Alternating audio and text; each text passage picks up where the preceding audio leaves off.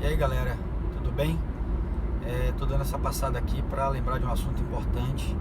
Alguns alunos me pediram para falar sobre esse assunto a título de revisão, já que teremos provas daqui a alguns dias e, portanto, vim falar sobre direitos fundamentais, especificamente os direitos de cidadania.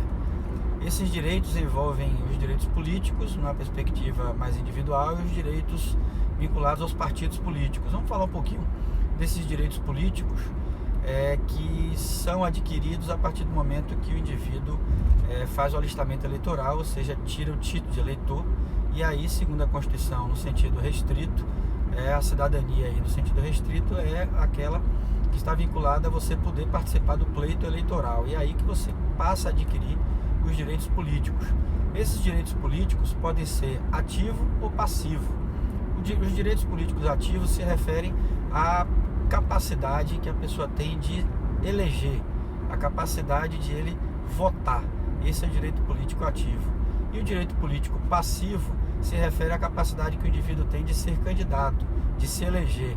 Está vinculado à elegibilidade, tá? Esses direitos aparecem numa perspectiva positiva ou negativa. Então a gente pode classificar também os direitos políticos de forma positiva, os direitos políticos positivos e direitos políticos negativos. O que é que se refere a isso aí? O direito político positivo se refere à possibilidade, a tudo que assegura o indivíduo participar do pleito eleitoral, seja ativa ou passivamente, ou seja votando ou sendo votado. E os direitos políticos negativos é tudo aquilo que impede, que proíbe o indivíduo de participar do pleito eleitoral, ou ativa ou passivamente, ou seja, votando ou sendo votado. Portanto, em resumo, os direitos políticos positivos se referem a assegurar a participação. Os direitos políticos negativos se referem a proibir, a impedir a participação do indivíduo no pleito.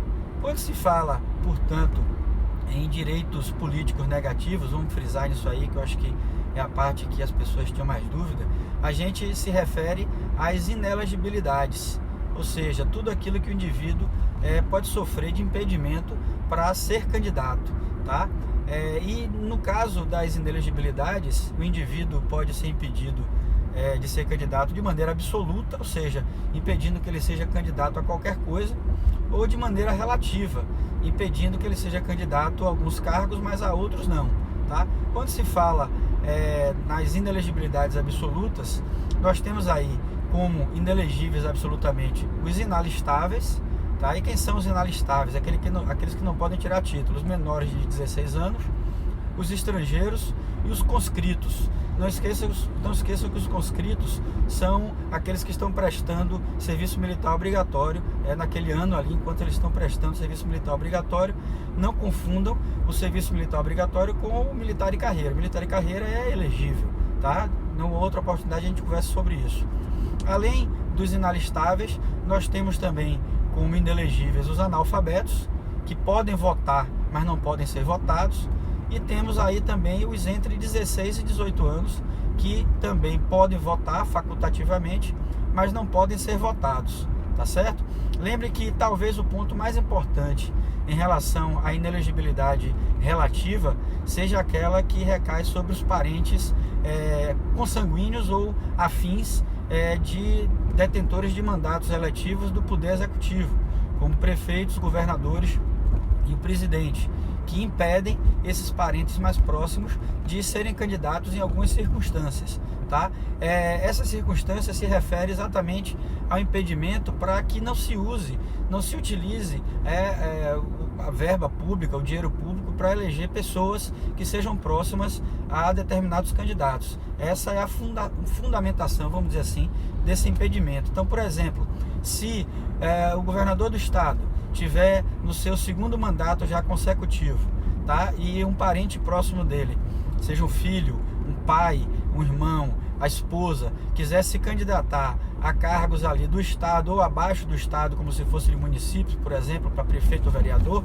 se ele já tiver no último mandato, ele impede essas pessoas de serem candidatas também ali, tá bem? Então essa é uma das possibilidades ou uma das hipóteses de inelegibilidade relativa. Existem outras, mas não vem o caso a gente falar disso aqui agora.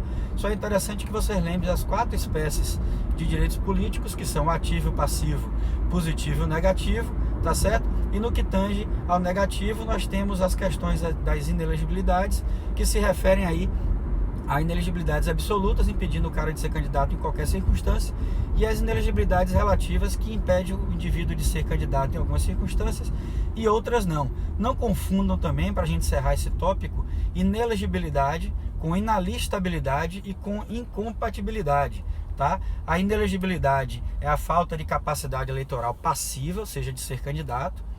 A inalistabilidade é a falta de capacidade eleitoral ativa do indivíduo ser eleitor, né, eleger as pessoas.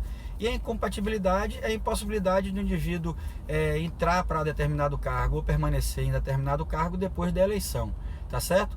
Lembre também que toda pessoa que é inalistável é inelegível, porque não pode ser candidato aquele que não pode ser eleitor, mas a recíproca não é verdadeira. Nem todo inelegível é inalistável, tá certo? Um abraço, até a próxima.